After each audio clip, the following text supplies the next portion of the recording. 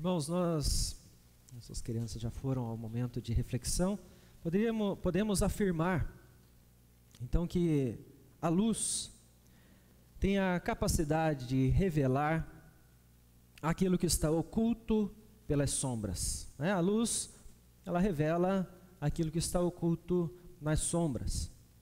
Em alguns momentos eu já revelei para os irmãos que em casa, né, nós gostamos de criar, de mudar, de pintar, de inventar as coisas. Nós gostamos de fazer, né?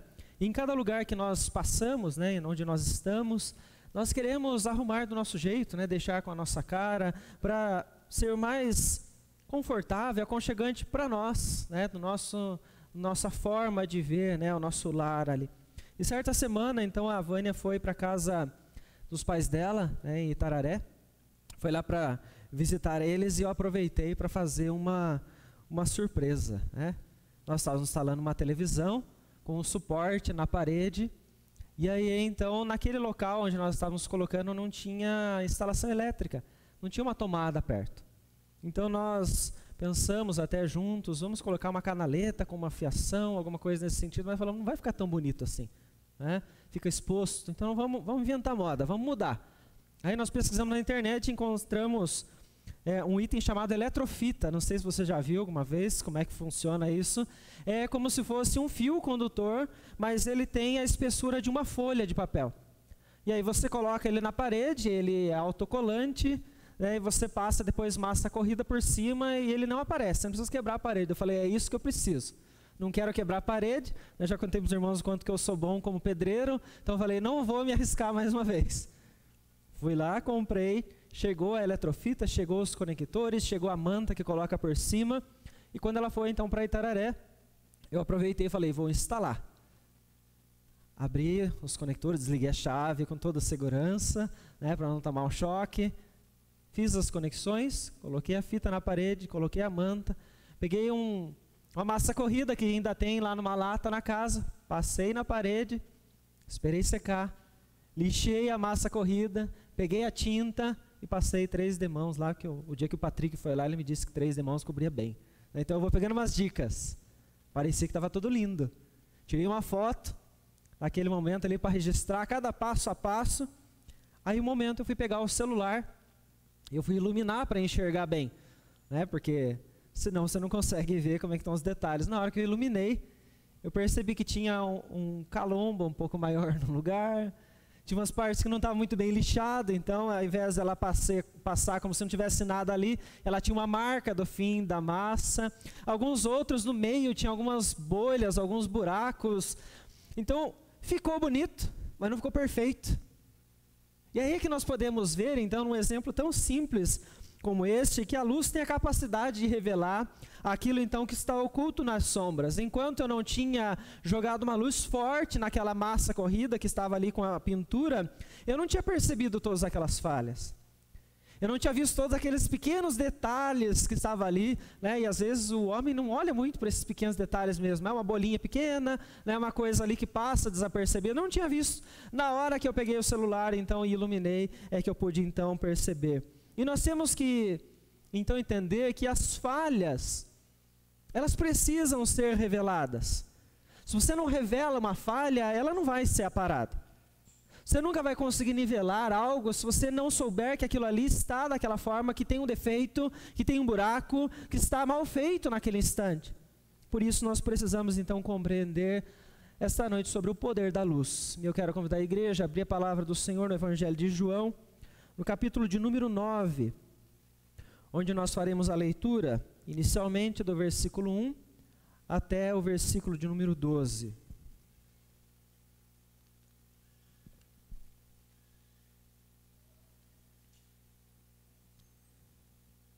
Evangelho de João, capítulo de número 9, do versículo 1 até o versículo de número 12, que diz o seguinte: a palavra do Senhor.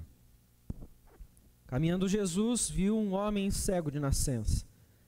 E os seus discípulos perguntaram: Mestre, quem pecou, este ou seus pais, para que nascesse cego?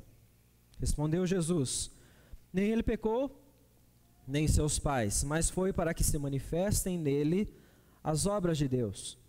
É necessário que façamos as obras daquele que me enviou enquanto é dia. A noite vem, quando ninguém pode trabalhar. Enquanto estou no mundo, sou a luz do mundo.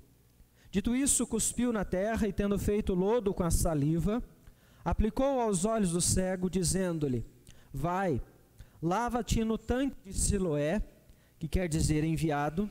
Ele foi, lavou-se e voltou vendo. Então os vizinhos e os que dantes o conheciam de vista como mendigo perguntavam: não é este o que estava assentado pedindo esmolas? Uns diziam: é ele, outros: não, mas se parece com ele. Ele mesmo, porém, dizia: sou eu. Perguntaram-lhe, pois: como te foram abertos os olhos? Respondeu ele: o homem chamado Jesus fez lodo, untou-me os olhos e disse-me: vai ao tanque de Siloé e lava-te. Então fui, lavei-me e estou vendo. Disseram-lhe, pois: onde está ele? Respondeu: não sei. Vamos orar mais uma vez? Querido Deus, é em nome de Jesus que nós pedimos ao Senhor neste instante que o Senhor fale aos nossos corações, ó Pai. Pedimos, ó Pai, que o Senhor faça como fez na vida de Lídia, ó Pai, registrado na Tua Palavra, que o Senhor abra os nossos corações nesta noite para podermos receber a Tua Palavra. Que o Senhor, ó Deus, nos dê iluminação pelo Teu Espírito Santo para compreendermos com clareza, Senhor. Não permita, ó Pai, que qualquer um de nós volte para suas casas da mesma maneira como nós estávamos quando chegamos aqui, Senhor. Porque eu creio, Deus, que a Tua Palavra tem poder para moldar, para exortar, para transformar vidas, ó Deus. E por isso nós pedimos, ó Deus, que o Senhor o faça assim na vida de cada um de nós, nos nossos corações, ó Pai. É no nome de Jesus que nós oramos e desde já nós agradecemos ao Senhor. Amém, Senhor Deus. Irmãos, o texto então ele revela a narrativa onde Jesus ainda está caminhando na cidade de Jerusalém. Talvez você olhe para o texto e você não encontre de imediato a menção da localização de Jesus. Mas quando você analisa todo o contexto, os capítulos anteriores, os capítulos posteriores, você consegue localizar então aquele instante onde ele está. Quando você volta então no capítulo de número 7, e você analisa o capítulo de número 10, você vai ver que duas festas aconteceram então durante aquele período. As festas que aconteciam com o povo judeu em Jerusalém. Capítulo 7, a festa dos tabernáculos, e capítulo de número 10, você vai encontrar então a festa da dedicação. Mais uma questão, quando você lê o capítulo de número 8, você observa que o Senhor Jesus, ele está então ensinando aos fariseus. Veja comigo, capítulo 8, versículo de número 20, que o texto diz: proferiu ele essas palavras no lugar do gasofilácio, quando ensinava no templo, e ninguém o prendeu, porque não era ainda chegada a sua hora. Ou seja, ele estava no templo, que fica localizado em Jerusalém. Então nós podemos observar que Jesus está então caminhando por aquele local. Quando você chega no último versículo do capítulo de número 8, versículo de número 59, o texto diz: então pegaram em pedras para atirarem nele, mas Jesus se ocultou e saiu do templo. Então a trajetória dele está todo nesta cidade. Houve a comemoração da festa dos tabernáculos no capítulo 7, ele estava no templo ensinando próximo ao gasofilácio, e depois daquela conversa, daquele ensino, ele se retira do templo. Mas Jesus então está caminhando pela cidade, e ele vê um homem cego, sobre quem nós hoje ganhamos a oportunidade de vislumbrar diante dos nossos olhos o extraordinário poder do nosso Deus, o poder da luz. Veja então que no instante em que eles observam aquele homem, que como o texto nos diz, mendigava por esmolas, os discípulos no versículo de número 2, perguntam a Jesus: quem é que pecou? Foi ele que pecou ou foram seus pais que pecaram para que ele nascesse assim? Para que ele estivesse então cego neste momento e desde o seu nascimento? Porque a crença que eles então tinham no judaísmo era que aquele homem tinha sido punido então por causa de pecado, e a cegueira dele então fosse uma consequência de um pecado, seja dele, ou seja então dos seus pais. A crença no judaísmo então é de que até mesmo a mãe, quando ainda está com o bebê no ventre, se ela pecasse, poderia transmitir a culpa para o bebê, mesmo ele ainda não tendo consciência e não tendo feito nada. É uma crença então que eles traziam diante deles naquele momento, ao observarem aquele homem. Eles logo concluíram que alguma coisa tinha acontecido nesta linha de raciocínio, né? Porque eles entendem, como o Antigo Testamento nos mostra, então que seria impossível alguém receber alguma culpa, né, receber alguma punição sem ter culpa de algo. Não receberia uma punição de Deus se ele não tivesse feito nada. Então eles estão caminhando nesta linha de raciocínio.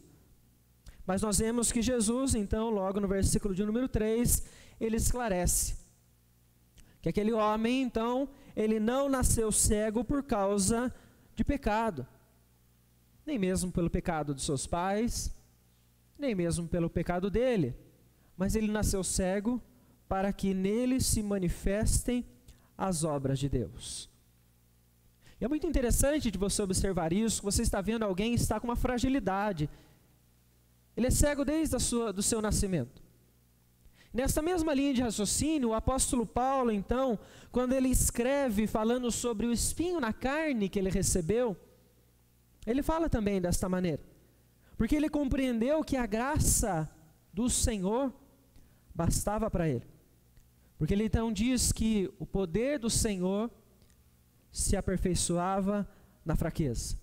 Na sua fraqueza, então, é que o poder do Senhor se revelava e o fortalecia. Assim está sendo dito também na vida deste homem. A fraqueza dele vai ser o meio pelo qual o Senhor vai usar para revelar as suas obras, para revelar o seu poder, para revelar então a força que ele pode dar a qualquer pessoa. Assim nós começamos a perceber o texto, então, trazer para nós o poder da luz. O poder da luz que começa a emanar de Cristo Jesus, porque ele está trazendo esclarecimento. A luz que está esclarecendo a mente dos discípulos, alertando então naquele instante sobre os preceitos que eles vinham trazendo junto ao judaísmo, mas também sobre a função que eles tinham então que cumprir. Pois veja, ele está falando sobre as obras de Deus. E no versículo seguinte ele está dizendo que essas obras devem ser feitas enquanto é dia, pois quando for noite já não será mais possível então realizar elas. O Senhor Jesus está neste momento dizendo então que é somente enquanto o Senhor permitir, essas obras serão feitas, e então Deus será glorificado através de todo este esforço, de todo este trabalho. E essas obras Ele mesmo está fazendo. Pois Ele diz então no versículo de número 5, enquanto eu estou no mundo, eu sou a luz do mundo.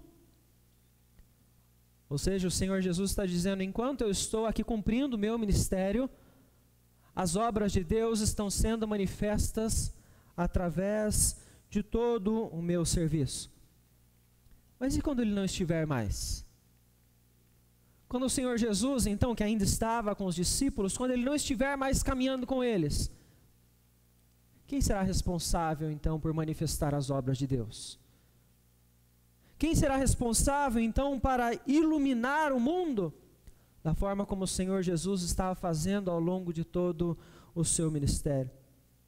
O Senhor Jesus, no seu sermão do monte, Ele já havia dito, vós sois a luz do mundo.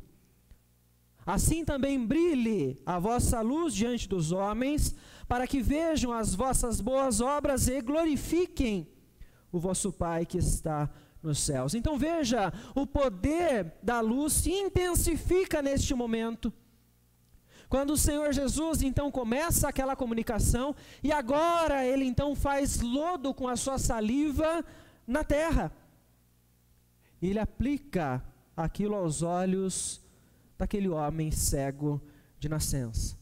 Mas Ele dá uma ordem a ele.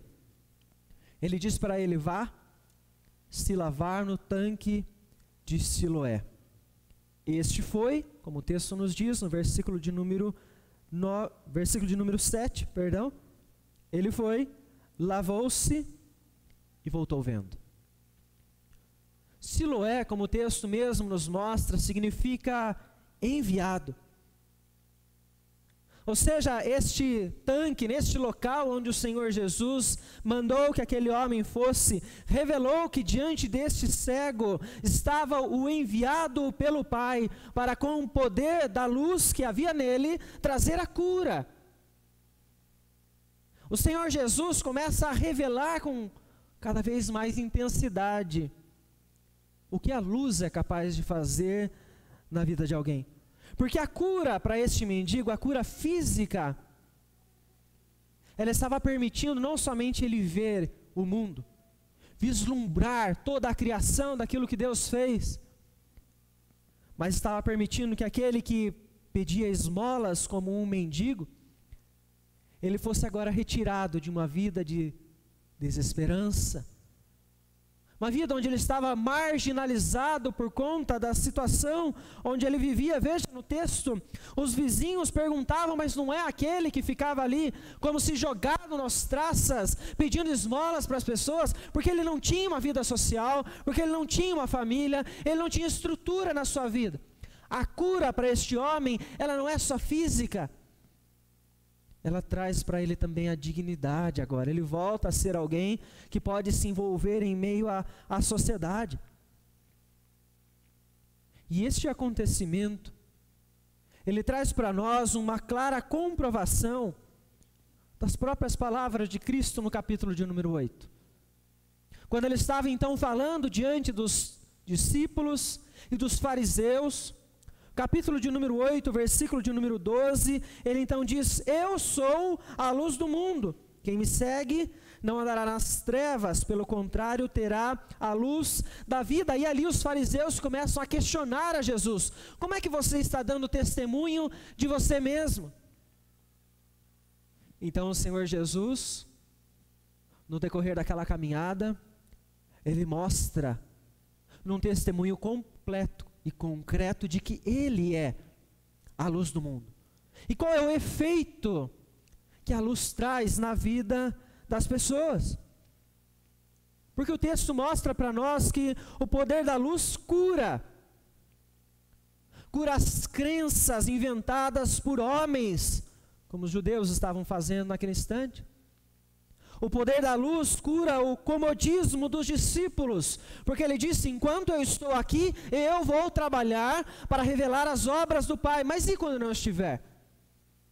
Ele está lembrando aos discípulos que a missão será continuada por eles. Mas veja que também a cegueira, a cura daquele homem naquele instante, traz para ele então um alívio, uma liberdade de toda a circunstância de escravidão que aquele homem então estava vivendo naquele instante. Ele agora não está mais sem esperança. Agora ele já olha a vida de uma maneira diferente. Agora ele já sabe que não está sozinho mais. Ele sabe que ele tem um Senhor que agiu na vida dele nesse instante.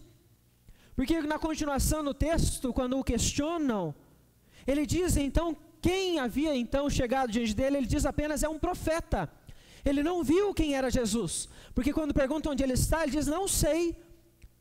E quando ele se depara com Jesus, ele não é capaz ainda de reconhecê-lo. Ele foi, se lavou e foi curado, mas ele não viu Jesus depois desse instante ainda. Mas ele sabia que era um profeta, ou seja, alguém enviado por Deus, que havia chegado diante dele e com poder havia o curado. E isso trouxe para ele esperança novamente. Mas eu pergunto, por que nós ainda vivemos com desesperança, abatidos na nossa alma? Por que nós estamos então perturbados internamente no nosso dia a dia, diante das nossas fraquezas, diante do sofrimento, das tristezas que nós passamos? A palavra é muito clara quando ela diz que o Senhor é aquele que abre os olhos aos cegos. O mesmo Senhor Jesus, então, quando estava pregando na sinagoga, ele repetiu as palavras de Isaías, reportando-os a si mesmo, quando ele diz então: o Espírito do Senhor está sobre mim, pelo que me ungiu para evangelizar os pobres, enviou-me para proclamar libertação aos cativos e restauração da vista aos cegos, para pôr liberdade os oprimidos. O nosso Senhor, o Deus que nós servimos, é este Deus que tem poder para restaurar a nossa esperança, independente do momento ou de onde nós estivermos na nossa caminhada. Mas talvez você não creia nisto, porque nem todas as pessoas creem. É o que estava acontecendo com aqueles que se encontraram com aquele homem, com aquele mendigo. Os vizinhos, como o texto no versículo de número 8 chama eles, os moradores que conheciam ele, então, provavelmente desde o seu nascimento ou há muito tempo, porque sabiam que ele era cego de nascença. E o versículo de número 8, então, você vê eles pedindo uma comprovação. Eles então dizem: não é este o que estava assentado pedindo esmolas? E alguns então se questionando, tentando encontrar uma prova do que tinha acontecido com ele. Alguns falam: é ele mesmo. Outros: não é ele, apenas se parece com ele. Então veja, eles estão em busca de uma prova de que aquilo realmente aconteceu na vida daquele homem.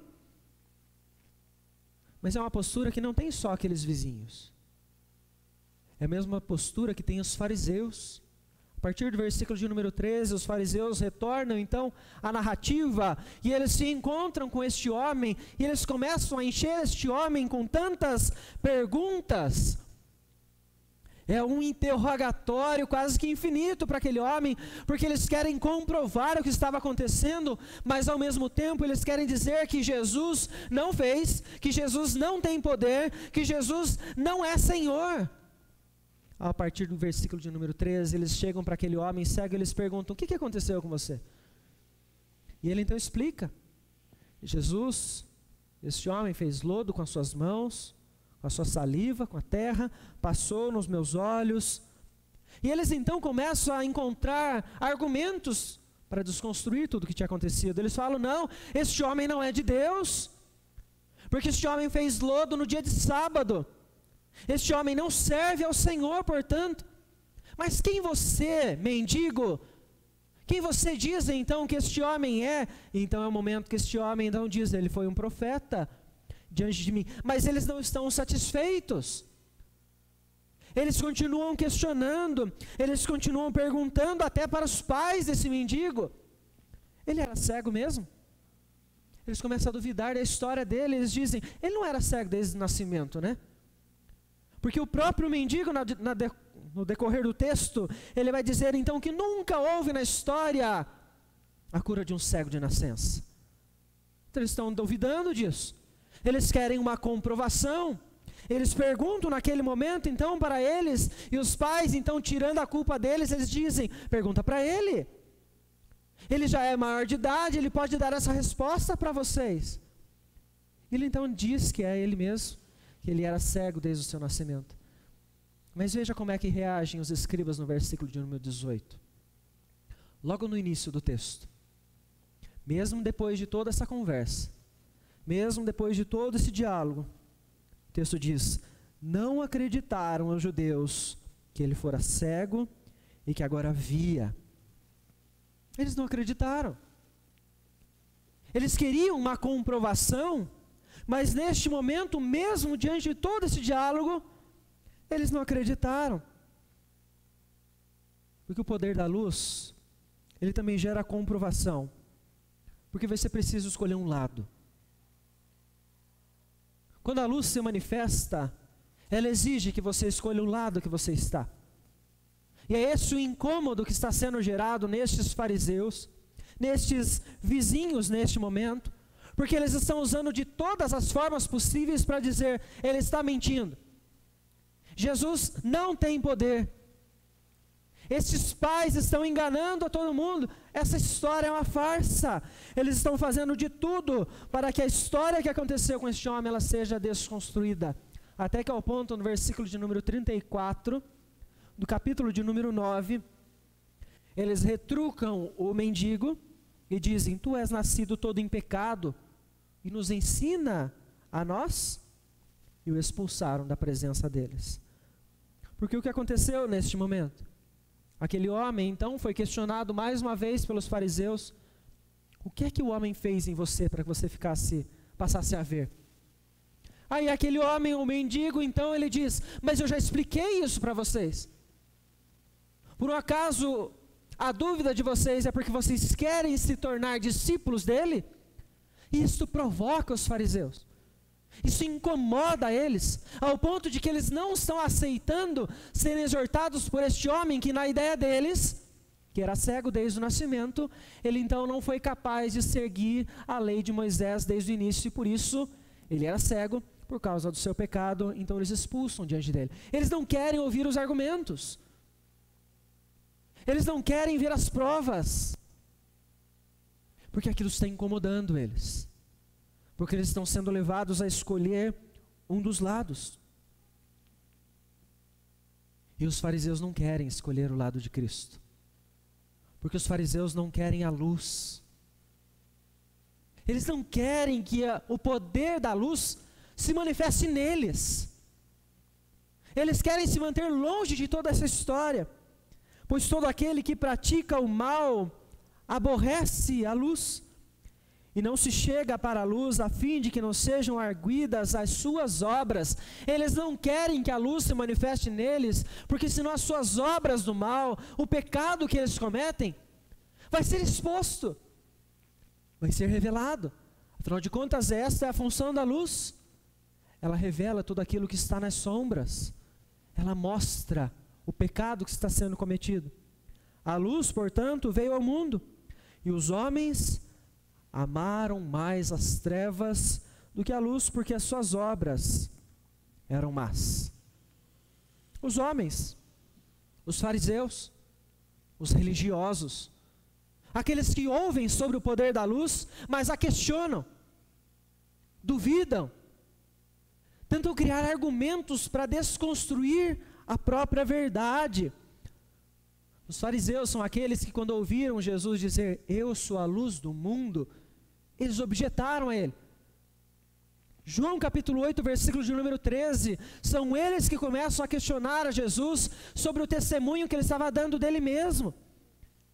Eles então começam a instigar, porque isso é impossível de acontecer. Como assim você é a luz? Como assim você tem poder? Como assim você veio para nos salvar? Eles não creem nas palavras de Jesus naquele momento. Porém, a comprovação que este poder da luz gerou mostra uma mudança interna naquele mendigo. Não é só externo o que está acontecendo com ele, é internamente. Está brotando de dentro para fora algo que ninguém poderia fazer nele, algo que nenhum fariseu tinha poder para fazer na vida daquele homem, porque eles começam a questionar ele. Quando você começa a observar primeiro os vizinhos: mas será que é ele mesmo? Alguns dizem sim, outros dizem não, e ele então enfaticamente diz: sou eu. Como se dissesse para eles: vocês me conhecem, como é que vocês têm dúvida ao me reconhecer? E naquele momento, quando os fariseus questionam ele, 2 instantes da mesma comprovação, eles perguntam então: não, este homem não fez nada, porque este que você diz que é profeta, ele não passava de um pecador. Capítulo de número 9, versículo de número 24. Mas aí então, o que é que o mendigo, que agora já é um ex-cego, o que é que ele diz? Versículo de número 25, ele retrucou: se é pecador, eu não sei. Uma coisa eu sei: eu era cego e agora eu vejo. Porque nada foi capaz de mudar o testemunho deste homem. Porque havia uma comprovação interna nele. Ele já havia escolhido um lado, pela fé que já havia brotado no seu interior. Ele afirma: sim, foi este homem, fez lodo com a sua mão, com a terra e saliva, colocou sim nos meus olhos. Ele é pecador ou não sei, mas eu agora consigo ver. O testemunho é claro nele, que este homem, ele é mesmo a luz do mundo. Ele me fez ver, Ele me tirou daquela escravidão. Ele me tirou daquela falta de esperança, da solidão que eu estava vivendo. Este homem não deixa de dar um testemunho fiel. Fiel sobre todos os acontecimentos que ele acabou de vivenciar. E é um testemunho muito ousado. Porque, como eu disse aos irmãos no versículo de número 27, ele confrontou os fariseus. Ele saiu da posição de marginalizado para um crente ousado, com intrepidez. E ninguém se torna ousado e intrépido da noite para o dia ou de um momento para outro, se não for pela ação do Espírito Santo. E é o que está acontecendo com este homem. Então ele questiona eles, mas vocês estão perguntando tanto porque vocês querem se tornar discípulos, e ele começa a ensinar aqueles homens. Isso só é possível pelo poder transformador do Espírito Santo. É a mesma postura que você encontra nos apóstolos. Quando você lê o livro de Atos, você então observa que Pedro e João, quando estavam sendo interrogados no Sinédrio, e ali diante do Sinédrio tinham os anciãos, as autoridades, o sumo sacerdote, escribas, ou seja, conhecimento sobre a lei não faltava ali. Pessoas com conhecimento e com postura para defender a lei de Moisés não faltava naquele instante. E diante deles nós tínhamos dois homens, Pedro e João, que o texto nos diz que eles eram iletrados e incultos. Mas o Espírito Santo transformou homens iletrados e incultos em gigantes homens ousados e com muita fé. Porque com intrepidez, no capítulo 4, versículos 19 e 20 de Atos, Pedro e João, então eles dizem para o Sinédrio. Então vamos imaginar uma pessoa que é iletrada, que é inculta, de repente está diante de um grande tribunal de pessoas extremamente capacitadas, com faculdades, e eles chegam diante deles e dizem: julguem vocês então se é justo diante de Deus nós ouvirmos o que vocês estão falando antes de nós ouvirmos ao que Deus diz. Pois nós não podemos deixar de falar das coisas que vimos e ouvimos. Meus irmãos, isto é a autoridade, ousadia e intrepidez que vem do Espírito de Deus. É um testemunho de alguém que já escolheu um lado. A comprovação do que está acontecendo neste momento pelo poder da luz, ela é vista na vida deste homem. Brotou algo internamente dele. E eu pergunto para você, por que nós não somos assim? Por que nós somos medrosos ao falar de Cristo? Por que nós não temos ousadia? Por que nós não falamos aos quatro ventos que nós somos servos de Cristo? Que Ele nos salvou? Por que nós tememos tanto os fariseus que estão por aí? E nós nos calamos, enquanto eles se levantam para tentar oprimir a igreja. Por quê? Porventura nós procuramos o favor de Deus ou o favor dos homens, diz o apóstolo Paulo na carta aos Gálatas. Se nós procuramos o favor dos homens, então Paulo diz que nós não somos servos de Cristo. Mas veja que a coragem daquele mendigo, ela gerou então a curiosidade.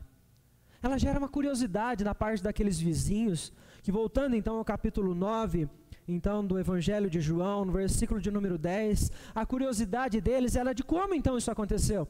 Já que você está dizendo que é você mesmo, o que aconteceu? Ele explica então inicialmente aos vizinhos que este homem chamado Jesus, ele fez lodo com suas mãos, colocou nos meus olhos e disse-me: vai ao tanque de Siloé e lava-te. Então eu fui, lavei e eu estou vendo. Apesar de que aquele homem era cego quando o Senhor Jesus se aproximou dele e fez lodo, com a sua saliva e com aquela terra, ele foi capaz de afirmar até mesmo o nome de quem havia o curado naquele instante. Ele está respondendo à curiosidade, então, daqueles vizinhos. Mas veja que ele é capaz de afirmar com tanta clareza, porque o poder da luz, ele também gera o verdadeiro conhecimento. Ele traz então a clareza de tudo aquilo que nós estamos vivendo, e do que é correto e o que não é. Veja então que este homem, depois de conversar com os fariseus, no capítulo de número 9, versículo 34, ele é expulso. Ele foi expulso diante deles e Jesus o encontra. Acompanhe comigo a leitura no versículo de número 35. Ouvindo Jesus que o tinham expulsado, encontrando-o, lhe perguntou: crês tu no Filho do Homem? Ele respondeu e disse: quem é, Senhor, para que eu nele creia? E Jesus lhe disse: já o tens visto, e é o que fala contigo. Veja que interessante esse diálogo, que é uma continuação dessa narrativa, que Jesus então vem e pergunta para ele: você acredita no Filho do Homem? E Jesus se revela novamente àquele homem naquele instante, que agora ele pode ver quem é que está diante dele. Agora ele é capaz então de observar que o mesmo sobre quem havia saído o poder naquele instante é quem está diante dos seus olhos. Ao passo então de que a transformação interna já havia acontecido, quando ele o conheceu agora com seus próprios olhos, aquele homem adora o Senhor Jesus naquele mesmo instante. Porque Jesus havia se tornado o Senhor da sua vida. Porque ele está mostrando aqui neste instante que é assim o Filho do Homem que estava diante dele. Porque o Filho do Homem tem poder para curar. Porque o Filho do Homem veio para este mundo, para que aqueles que não veem, possam ver, e aqueles que veem, se tornem cegos. As próprias palavras de Cristo no versículo de número 39. E nisto, o próprio apóstolo Paulo, então ele vai usar esta expressão para explicar aos irmãos da igreja de Corinto. Pois o Deus deste século cegou o entendimento dos incrédulos, para que não resplandeça a luz do Evangelho. Porém, das trevas resplandecerá a luz.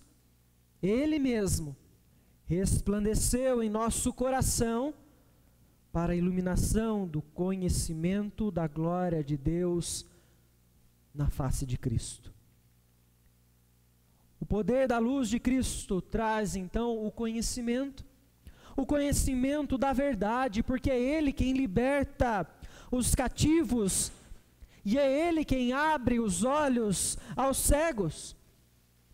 Aqueles então que vivem cegos desde o seu nascimento, como este homem, cegos, não só fisicamente, mas aqueles que estão cegos espiritualmente, estes serão pela fé curados pelo poder da luz de Cristo Jesus.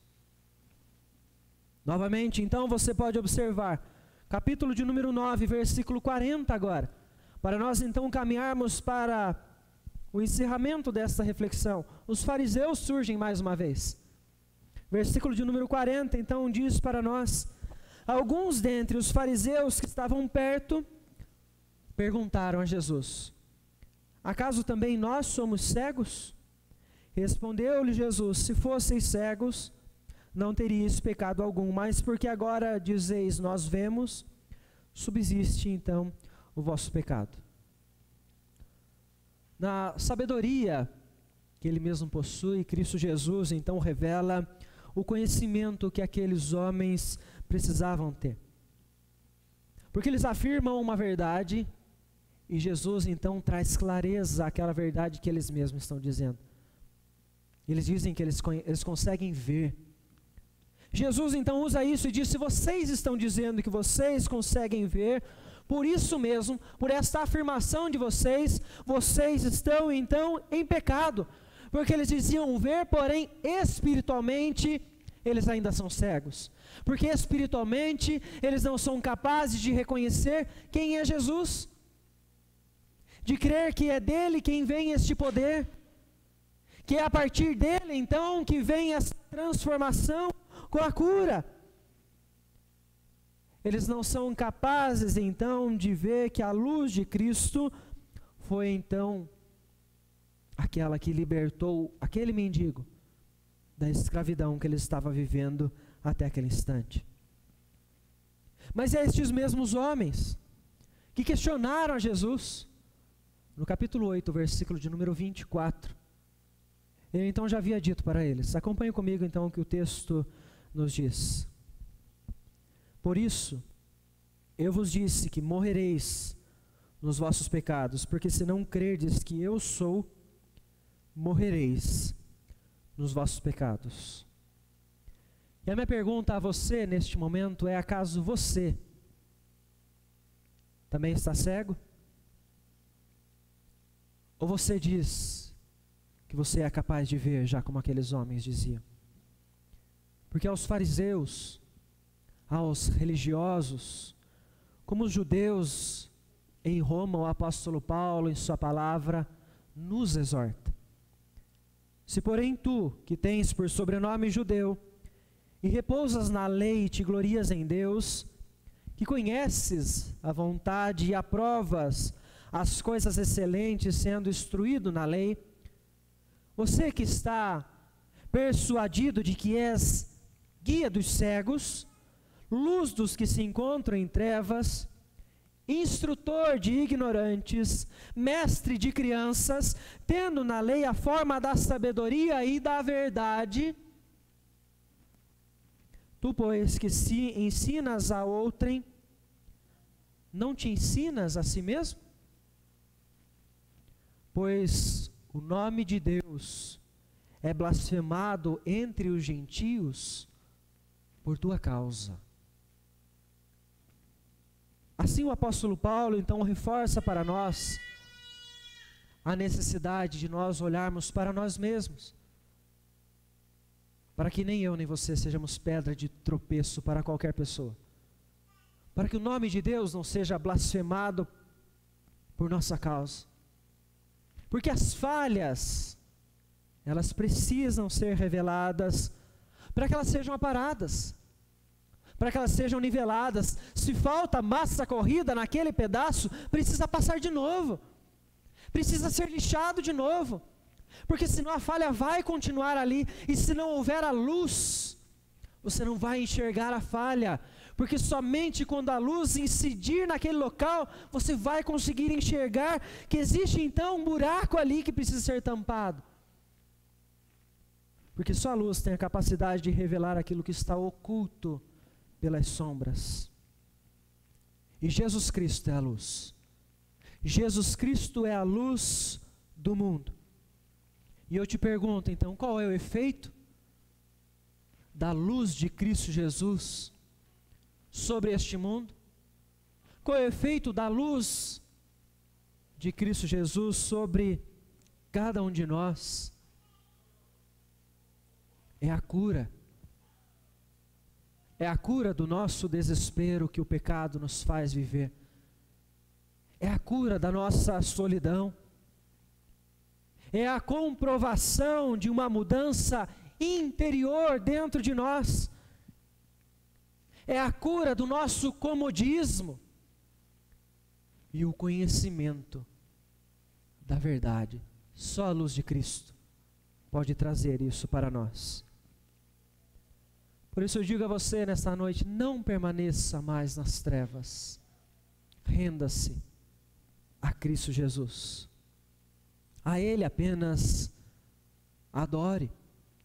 Todos os vislumbres dos seus milagres que nós pudemos observar ao longo de todos estes domingos, nesta série que nós encerramos hoje, apenas revelaram que o Filho do Homem, o Filho de Deus, Ele agiu para que o Pai fosse glorificado em todas as suas obras, em todos os momentos. Por isso, aqueles que ouvem esta mensagem nesta noite, e que já foram removidos das trevas para a luz, por meio de Cristo Jesus, nele repousem e a Ele somente adorem ao longo de todos os dias de suas vidas. Quero convidar a igreja neste momento para nós louvarmos ao Senhor. Aqueles que puderem a se colocar em pé.